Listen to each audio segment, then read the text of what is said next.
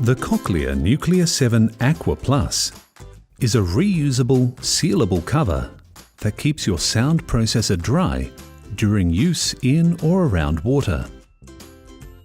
For your sound processor to work inside Aqua Plus, you must be using rechargeable batteries. To use Aqua Plus, first, carefully unplug your usual coil from the sound processor by holding the coil cable grip and firmly pulling it straight out of the sound processor. Be careful not to pull on or twist the coil. Next, leaving your ear hook on, insert your Nucleus 7 sound processor into Aqua Plus. Be careful to avoid bending the ear hook or detaching it from the sound processor. Once your sound processor is inside, insert the plug into the base of Aqua Plus. To make a good seal, push the plug in as far as it will go. Gripping the black ring on the coil connector, plug the blue Aqua Plus coil with magnet straight into your sound processor through the hole in Aqua Plus, being careful not to twist. The coil plug should feel securely connected.